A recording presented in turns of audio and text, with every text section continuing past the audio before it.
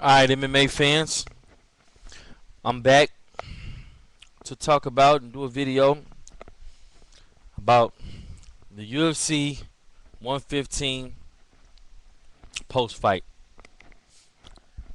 Man, all I can tell you is, damn.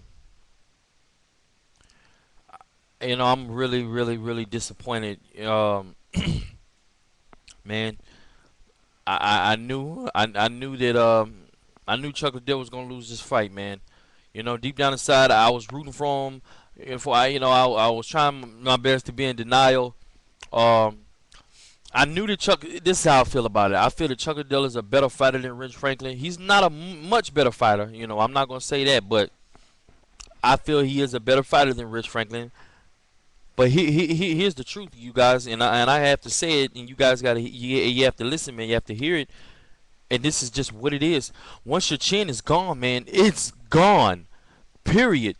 I don't give a damn how hard you train, okay? Listen, bro. You can go and train Olympic style. You know what I'm saying? Every single day of your life. You could look like a kid again. Chuck Liddell could have came out there looking like he was 10 years old again. In reality, he wouldn't have done a damn thing for him. For the first couple of minutes of that fight, Chuck Liddell did great. I'm not gonna say he did great, but he did really well. He looked better than he has in his most recent fights. I've never seen Chuck Liddell throw leg kicks like that in my life. Actually broke Rich Franklin's arm.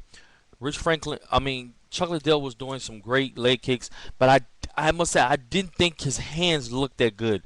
I didn't think his hands looked that good at all. They didn't look the same. He looked very like he looked very slow. His hands looked skinny, stringy. They didn't look like he had much power behind his punches, but I tell you what, his legs really, man, they really came through for him in a sense, a little bit. But he kicks really hard, man. He has some great leg kicks. I actually think if it was not for Chuck Liddell's chin, Chuck Liddell would have beat the fuck out of Rich Franklin. Like I said, Rich Franklin was doing a good job. I don't want to take anything against him. Don't want to be biased because I'm not. But Rich Franklin did okay. He lands some good shots. He has great angles. He knows how to move side to side. I'll give him that. But Chuck Liddell, I think Chuck Liddell would have wear on. Chuck Liddell was kind of putting too much energy into his punches. But he was missing. Wouldn't he really land anything significantly? But he was getting himself tired. But I honestly think that he would have beat Rich in a decision, or either he would have TKO'd him. You know what I mean? People talk about Rich Franklin's cardio is just so good, this, so good, that. I mean, I'm not taking anything away from Rich Franklin. He's one of my favorite fighters, but I'm an honest guy. He has good cardio, but it's very overrated. I've seen Rich Franklin gas a lot of times. They say he gas, but he keeps pushing.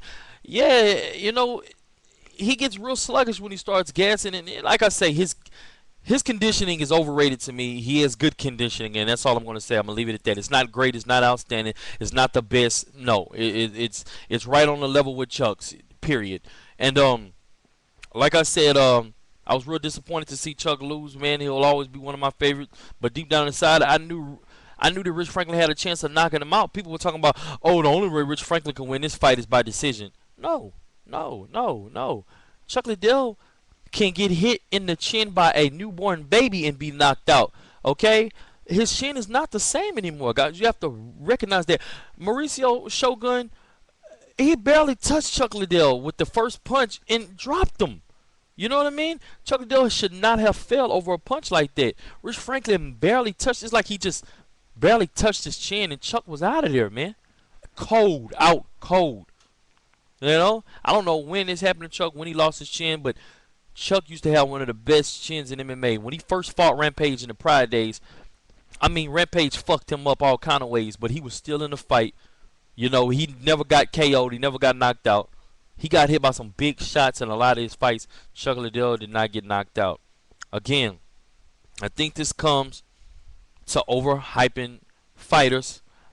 I'm not taking anything away from Chuck. I'll always say he was a great champion. He was a good fighter. But again, when Chuck Liddell was in his prime and he was tearing through guys, he never really faced guys who had great striking. Babalu, who the fuck is Babalu? Babalu has a good ground game. His striking is horrible. You know what I'm saying? It's not that good. You know, he fight against somebody like Anderson Silva. He's a dead man. You know, he got beat. I mean, come on, man. Um, Tito Ortiz. When the last time Tito Ortiz knocked somebody out? You know, with strikes. Tito don't have good hands. He's horrible at boxing. You know, of course Chuck Liddell's gonna whoop his ass. He has great takedown defense. You know, Randy Couture. Randy Couture hands ain't all that. They horrible if you ask me. You know what I'm saying? UFC overhypes their fighters. Plain and simple. When Chuck Liddell stepped his ass in there with a guy like Rampage, he got knocked out the second time. He got knocked out by Rashad, and knocked out by Mauricio Shogun. Listen, this video is going to go into 2 parts because I'm not able to record past 5 minutes. So you guys come on over and see part 2. I got a lot of stuff to say about this. Stay tuned.